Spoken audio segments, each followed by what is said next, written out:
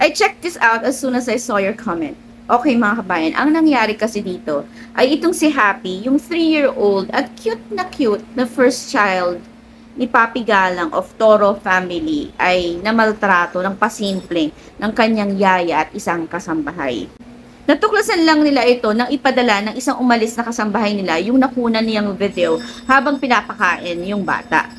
At yun nga sa video ay makikita na salita nilang hinihila yung buhok ni Happy.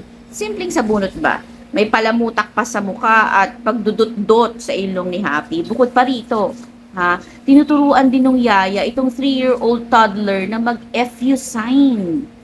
Grabe! Alang kamuwang-muwang at masepa yung bata doon sa video. And at this age naman talaga, hindi niya alam kung tama or mali ba yun. At kahit mali pa yan, pag tinuro at nakita sa matanda, magiging tama sa paningin ng bata. Nung na-discover nila yung nangyari, lahat sila nagulat, nagalit at naawa sa bata. Mixed emotions talaga. At bilang nanay, itong si Papi ay hindi napigilan at ginulpe yung mga nanakit sa anak niya. Pati yung ate ni Tony, nakapagbuhat din ng kamay dun sa yaya. Kasi sa kanya pala galing itong dalawang kasambahay na ito at sa bahay niya mismo nangyari. Ngayon, ang tanong ng marami ay tama ba yung ginawa ni Papi doon sa mga kasambahay, yung pananakit ba niya at panggugulpe? Para sa akin hindi kailangan i-justify. Kulang pa nga yun kung tutuusin. Kahit sino naman sa atin bilang nanay, ang pinaka number one instinct natin is to protect our child, diba? Itong ang yaya na to at yung kasambahay, ang lalaki ng katawan. Mga adult na hindi naisip na huwag ganunin yung bata, considering na may mga anak din sila. Moral lesson siguro nito ay para sa mga yaya at kasambahay dyan. Kapag pinagkatiwalaan kayo ng mga amo nyo, tinrato naman kayo ng maayos at hindi iba sa pamilya nila, ayusin nyo naman po at mahalin ang trabaho nyo dahil hindi lahat ng mga kasambahay or yaya ay sinuswerte sa kanilang mga amo. At para naman sa mga parents dyan, huwag natin ipagkatiwala ng lubusan ng ating mga anak sa mga yaya.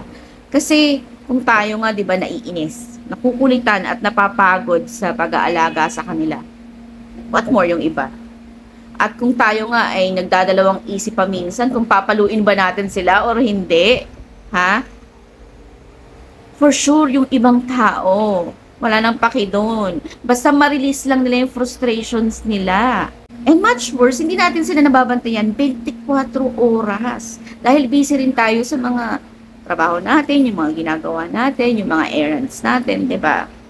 Minsan nga, di ba, kahit kadugo pa natin, kahit kamag-anak pa yan, ang hirap pagkatiwalaan at ang hirap iwanan or maiwan yung mga anak natin ng maayos.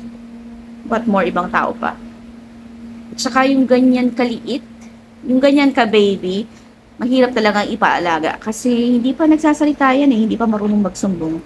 Kaya siguro kung ganyan kaliit pa yung mga anak nyo, importante na may CCTV kayo sa bahay for added security na rin. Or huwag nyo hayaan na mag-isa totally yung bata na yung yaya lang ang kasama.